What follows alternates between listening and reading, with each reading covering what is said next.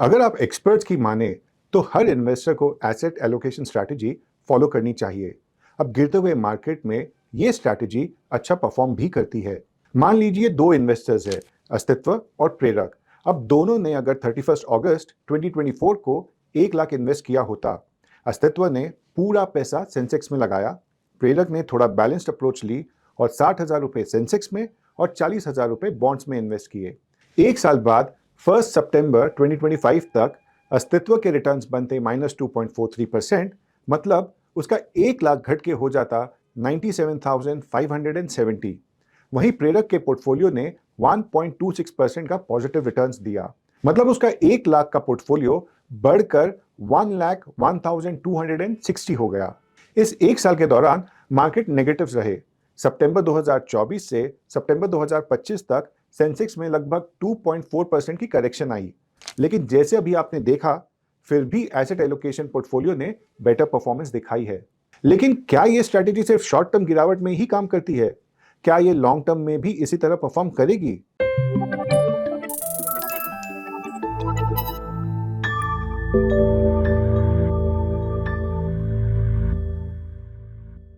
Hello and welcome to ET Money Hindi.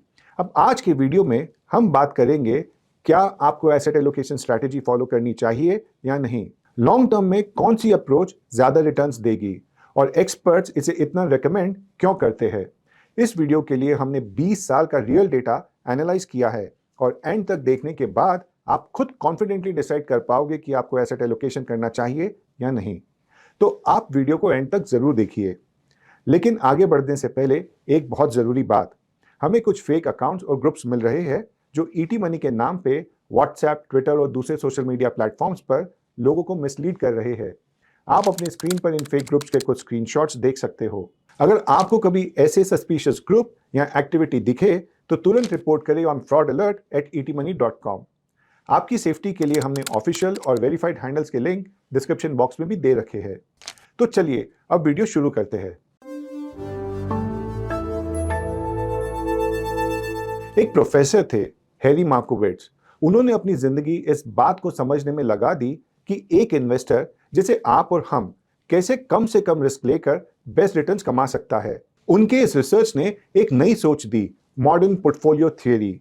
इसके लिए उन्हें नोबेल प्राइज भी मिला। उनका कहना था कि asset allocation is the only free lunch in investing. इससे उनका मतलब था कि अगर आप अपना पैसा अलग अलग एसेट क्लासेस में डिवाइड करते हो तो आप अपने रिटर्न्स बढ़ा सकते हो और साथ ही रिस्क भी कम कर सकते हो। अब ये सिर्फ एक थ्योरी नहीं है, सिंपल मैथ से हम देख सकते हैं कि कम रिस्क लेकर भी ज्यादा रिटर्न्स मिल सकता है। मान लीजिए प्रेरक ने एक पोर्टफोलियो बनाया जिसमें 60 रुपए इक्विटी इंडेक्स फंड में और 40 रुपए डेट फंड में इन्वेस्ट किए हैं। वहीं अस्तित्व ने अपना पूरा पैसा यानी कि 100 रुपए सिर्फ इक्विटी फंड में डाल दिया है। पहले साल मार्केट अच्छा परफॉर्म करता है तो इक्विटी के रिटर्न्स 12% होते हैं और डेट के रिटर्न्स 7%।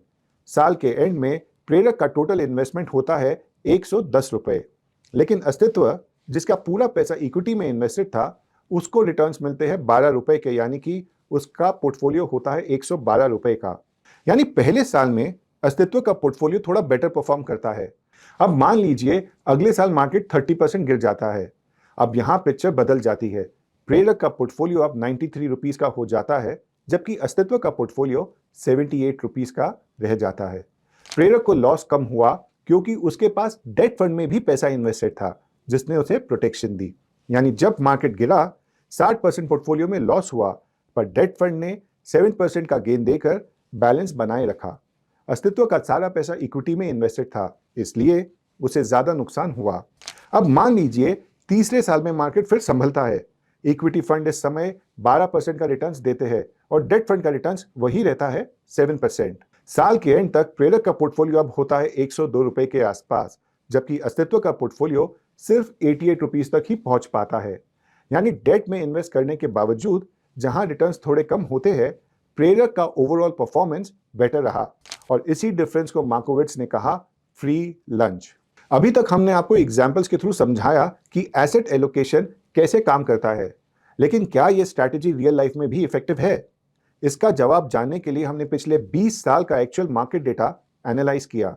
वीडियो में आगे बढ़ने से पहले अगर आपको हमारी वीडियोस यूजफुल लगती है तो वीडियो को लाइक करना ना भूलिए, और अगर अभी तक चैनल को आपने सब्सक्राइब नहीं किया है तो आप सब्सक्राइब कर लीजिए ताकि आपको ऐसे data backed investing videos time पे मिलते रहे। चलिए अब देखते हैं रियल डेटा के नंबर्स और समझते हैं कि एसेट एलोकेशन प्रैक्टिकली कितना पावरफुल साबित हो सकता है। इस स्टडी के लिए हमने 3 इन्वेस्टर्स को कंसिडर किया है। तीनों ने 20,000 रुपए की मंथली एसआईपी सितंबर 2005 से सितंबर 2025 तक चलाई। मतलब पूरे 20 साल तक रेगुलर इन्वेस्टिंग की है, यानी 240 एसआईपीज। लेकिन डिफरेंस ये था कि तीनों ने इन्वेस्ट तो सेम अमाउंट किया, पर तीनों की अप्रोच अलग थी। अब चलिए देखते हैं इन तीनों इन्वेस्टर्स ने अपना पैसा कैसे इन्वेस्ट किया। इन्वेस्टर ए ने अपना पूरा पैसा इक्विटी में लगाया।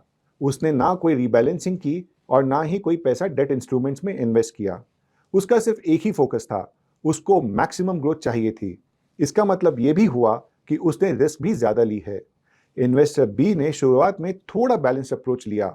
उसने 80% इक्विटी और 20% डेट में इन्वेस्ट किया, लेकिन उसने पूरे 20 साल तक कभी रीबैलेंसिंग नहीं की।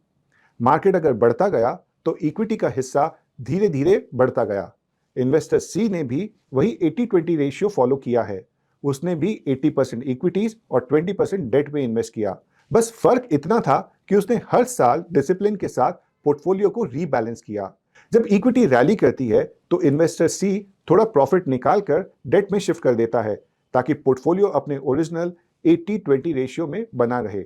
अब यहां एक इंपॉर्टेंट पॉइंट है जिसको समझना बहुत जरूरी है। रीबैलेंसिंग फ्री नहीं होती। मतलब जब भी इन्वेस्टर सी अपने पोर्टफोलियो को रीबैलेंस करता है तो उसे अपने पोर्टफोलियो का एक हिस्सा बेचना पड़ता है, और जैसे ही आप कुछ सेल करते हो वहां टैक्स लायबिलिटी आ जाती है। इसलिए हमने अपनी स्टडी में ये अजम्पशन लिया है कि जब इन्वेस्टर सी रीबैलेंस करेगा तो अगले महीने की एसआईपी स्किप करेगा और उस 20,000 रुपए को लेके टैक्स पे करेगा। यानी प्रैक्टिकल टर्म्स में रीबैलेंसिंग करने के लिए हर साल एक छोटा सा कॉस्ट आएगा, पर उसके बदले में पोर्टफोलियो का रिस्क कंट्रोल में रहेगा और ये जर्नी उसकी स्मूदर बनेगी।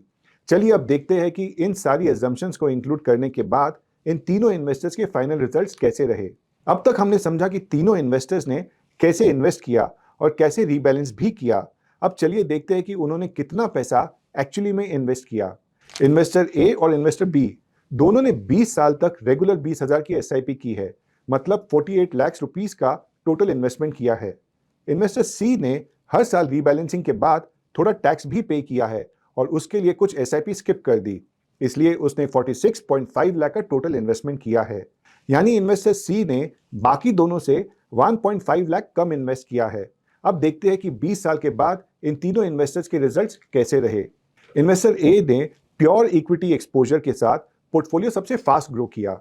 20 साल के बाद उसने 1.51 करोड़ का कॉर्पस बनाया। इन्वेस्टर बी ने शुरुआत में डेट ऐड करके थोड़ा बैलेंस किया था, लेकिन रीबैलेंसिंग ना करने की वजह से पोर्टफोलियो धीरे धीरे इक्विटी हैवी होता गया। उसका फाइनल कॉर्पस बना 1.4 करोड़। अब इन्वेस्टर सी ने 1.5 लाख कम इन्वेस्ट किया, फिर भी उसका रिजल्ट ऑलमोस्ट इन्वेस्टर ए के बराबर रहा। यहां हमने टैक्सेस भी कंसिडर किया है उसके लिए। हमने अपनी स्टडी में 2 अजम्पशंस लिए हैं। तीनों इन्वेस्टर्स अपना पूरा पोर्टफोलियो 20 साल बाद सेल कर देते हैं। सभी 30% टैक्स ब्रैकेट में है। इन अजम्पशंस के बेसिस पर जब आफ्टर टैक्स रिटर्न्स निकाले गए तो नंबर्स कुछ ऐसे रहे। इन्वेस्टर ए जिसने 100% इक्विटी में इन्वेस्ट किया था, उसके पोस्ट टैक्स रिटर्न्स रहे 10.36%। इन्वेस्टर बी का पोस्ट टैक्स रिटर्न 9.72% रहा, लेकिन उसका इक्विटी का वेटेज भी टाइम के साथ बढ़ता गया और इस वजह से टैक्स लायबिलिटी भी सबसे ज्यादा यानी 15.71 लाख बनी। इन्वेस्टर सी ने दोनों से कम इन्वेस्ट किया, लेकिन रीबैलेंसिंग के साथ उसने 11.8 लाख रुपीस का टैक्स पे किया और उसके रिटर्न्स रहे 10.17 आफ्टर टैक्सेस। अब हमने ये भी चेक किया कि जब मार्केट में बड़े क्रैशेस आए तो इन तीनों पोर्टफोलियो ने कैसे परफॉर्म किया। अब चाहे 2008 का ग्लोबल फाइनेंशियल क्राइसिस हो या 2020 का कोविड क्रैश, हर बार पैटर्न सेम था। रीबैलेंसिंग वाले पोर्टफोलियो ने सबसे छोटी गिरावट देखी। जब इक्विटी शार्पली गिरी, उस पोर्टफोलियो में मौजूद 20% डेट एक स्टेबलाइजर की तरह काम करता रहा। उसने ड्रॉडाउन में भी पोर्टफोलियो को काफी हद तक संभाला और पोर्टफोलियो में फॉल कम देखा गया। आप अपनी स्क्रीन पर देख सकते हैं 2008 में जहां प्योर इक्विटी पोर्टफोलियो लगभग 48% गिरा, वहीं रीबैलेंसिंग पोर्टफोलियो 35% के लगभग गिरा। अब हो सकता है कि आप में से कुछ लोग कहेंगे कि ये तो इसलिए हुआ क्योंकि रीसेंट करेक्शन इंक्लूडेड है। अगर मार्केट गिरा ही नहीं होता तो 100% इक्विटी पोर्टफोलियो सबको पीछे छोड़ देता। This is actually a fair point. इसलिए इस डाउट को क्लियर करने के लिए हमने एक और स्टडी रन किया। इस बार हमने 233 महीनों का पीरियड लिया। इस टाइम के दौरान इक्विटीज में जबरदस्त रैली हुई थी। कोविड के बाद 4 साल तक मार्केट ऑलमोस्ट नॉन स्टॉप चढ़ता रहा। अब सवाल यह था कि मार्केट में 100% इक्विटी ने जबरदस्त परफॉर्मेंस दिखाई या नहीं। जब हमने नंबर्स देखे तो रिजल्ट हैरान करने वाले थे। इतने स्ट्रॉन्ग बुल रन के बावजूद रीबैलेंस्ड 80-20 पोर्टफोलियो ने 100% इक्विटी से सिर्फ 0.8 परसेंटेज पॉइंट कम रिटर्न्स दिए। मतलब 100% प्योर इक्विटी पोर्टफोलियो का पोस्ट टैक्स रिटर्न 14.07% था, लेकिन 18-20 रीबैलेंस पोर्टफोलियो का रिटर्न 13.24% था। यानी रिस्क कम लेकर भी रिटर्न्स लगभग सेम ही रहे। अगर पूरी जर्नी देखें तो इन 20 सालों में मार्केट ने सब कुछ देखा है। 2008 का ग्लोबल फाइनेंशियल क्राइसिस, 2020 का कोविड क्रैश और रीसेंट 2024 का करेक्शन। फिर भी रेगुलर रीबैलेंस 80-20 पोर्टफोलियो ने ऑलमोस्ट फुल इक्विटी के बराबर रिटर्न्स दिए। इसका सबसे बड़ा कारण है सिस्टमैटिक प्रॉफिट बुकिंग। अब रीबैलेंसिंग करने से आप ओवरवैल्यूड एसेट्स बेचते हैं और अंडरवैल्यूड एसेट्स में इन्वेस्ट करते हैं। यानी आपकी प्रॉफिट बुकिंग एक सिस्टमैटिक तरीके से होती रहती है। इसलिए ये जर्नी ज्यादा स्मूथ, प्रेडिक्टेबल और स्ट्रेस फ्री रहती है। और यही है एसेट एलोकेशन की असली स्ट्रेंथ। ये स्ट्रेटेजी इंश्योर करती है कि जब आपको पैसे की जरूरत हो तब आप मार्केट के मूड के भरोसे ना रहे, आपको गलत टाइम पर इन्वेस्टमेंट बेचनी ना पड़े और आपकी जर्नी स्मूथ बनी रहे।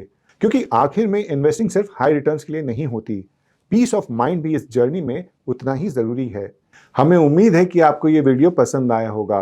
अगर आपको ये वीडियो अच्छा लगा तो इसे लाइक ज़रूर कीजिए और अभी तक अगर आपने चैनल को सब्सक्राइब नहीं किया है तो ज़रूर कीजिए और वीडियो को ज़्यादा से ज़्यादा लोगों के साथ शेयर कीजिए।